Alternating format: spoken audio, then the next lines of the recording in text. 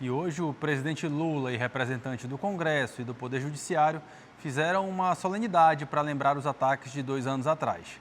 Houve atos simbólicos, como o abraço da democracia, mas também trocas de farpas com a oposição. Ainda estamos aqui.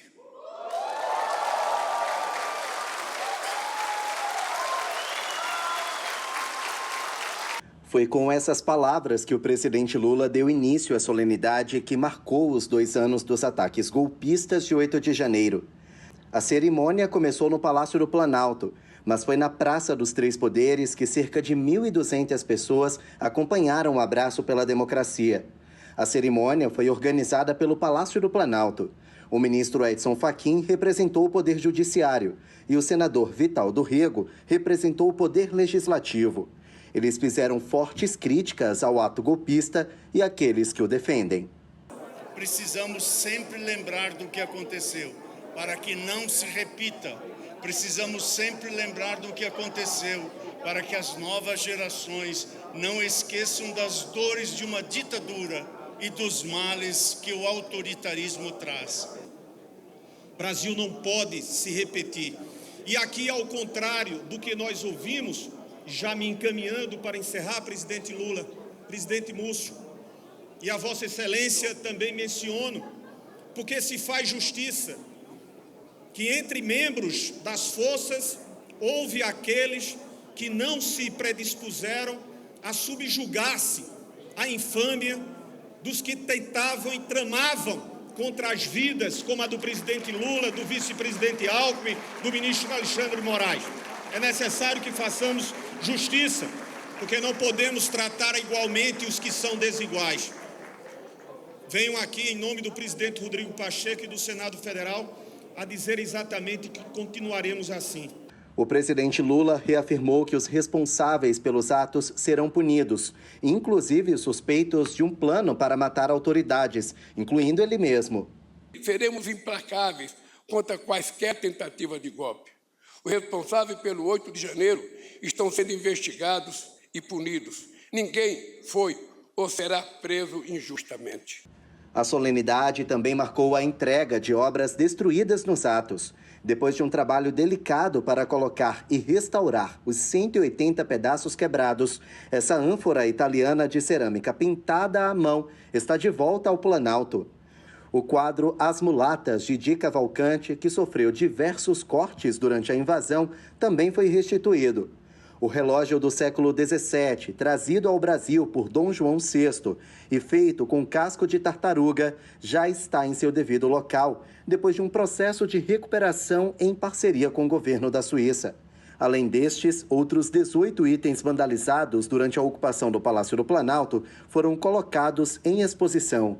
A solenidade foi vista como uma mensagem do governo de que a harmonia entre os poderes foi restabelecida e que, apesar dos embates, não há qualquer risco para o Estado Democrático de Direito.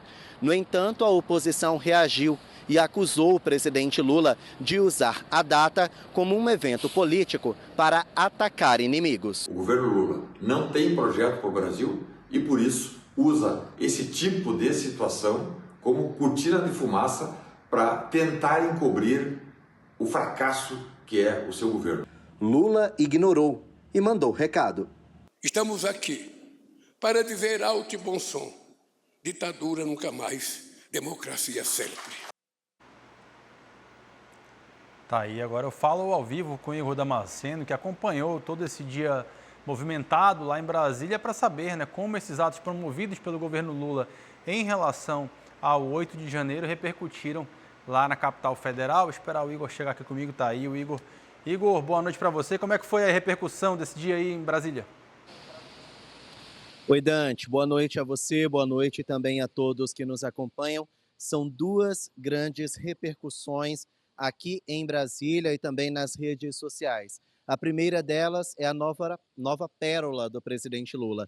Ali, durante o discurso no Palácio do Planalto, Lula disse que ama a democracia e chamou a democracia de amante, porque, segundo ele, os maridos amam mais as amantes do que as próprias esposas. Não pegou bem, repercutiu muito mal nas redes sociais, gerou inclusive uma repercussão pelo ex-presidente Jair Bolsonaro, criticando essa fala de Lula, dizendo que ele não é um homem de família, nem respeita as mulheres, tampouco os maridos. Então foi mais uma margem que o presidente Lula deu para que a oposição desgaste a imagem dele.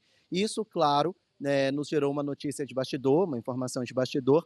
O novo ministro da Secretaria de Comunicação Social, Sidônio Palmeira, ele que é responsável pela comunicação da Presidência da República, uma fonte me disse o seguinte: Sidônio Palmeira quer podar as falas improvisadas do presidente Lula para evitar mais desgastes. Não é a primeira vez que Lula fala alguma besteira, principalmente relacionada às mulheres, e agora Sidônio Palmeira, visando já a campanha eleitoral de 2026, quer evitar que Lula fale mais besteiras, fale algo que pode gerar ainda mais desgaste. Então, a expectativa é que Lula se concentre mais no texto que é montado, que é escrito pela assessoria daqui da Presidência da República, para evitar mais repercussões negativas. Então, foi algo que pegou muito mal para o presidente Lula e que vai ser amplamente explorado pela oposição nas próximas semanas. Uma outra repercussão é o abraço em si, abraço esse chamado de abraço a favor, em favor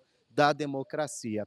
Esse abraço, como a gente acompanhou na reportagem, ele tende a passar a imagem de que a harmonia entre os poderes foi restabelecida. Mas, na prática, o que a gente observa é outra coisa completamente diferente, principalmente envolvendo o STF, do Poder Judiciário, e o Congresso Nacional, do Poder Legislativo. Estão previstos novos embates quando o recesso do Judiciário e do Congresso acabarem. Por exemplo, se as emendas PIX não forem resolvidas, não forem liberadas pelo ministro Flávio Dino, do STF, então alguns projetos que hoje estão arquivados no Congresso, projetos esses que limitam a atuação do STF, eles vão ser desengavetados e a expectativa é de aprovação. Então, esses embates nos bastidores, eles mostram que os poderes não estão amplamente harmoniosos, como a gente acompanhou hoje na reportagem. O que foi restabelecido é o decoro.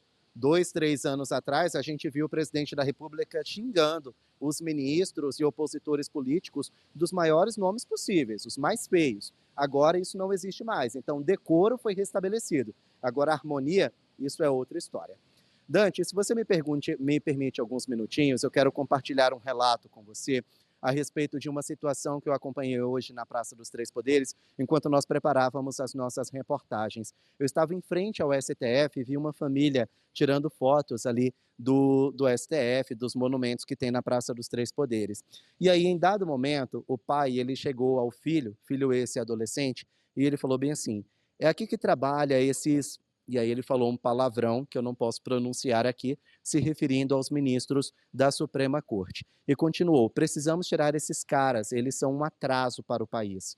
E aí me chamou a atenção, Dante, o discurso de ódio transferido de um pai para o filho. A cultura do discurso de ódio, ela é montada com respaldo na radicalização política e também em mentiras. O filho, adolescente, que ainda tem uma personalidade sendo montada e que vê no pai dele uma inspiração, recebeu essa cultura de ódio, então só nos resta pensar que é algo passado de pai para filho, uma cultura que é amplamente nociva para o nosso país. O que é uma pena. Então que fica aí o alerta para os pais de que as paixões insufladas, paixões políticas insufladas, elas precisam vir com a verdade, senão vira discurso de ódio.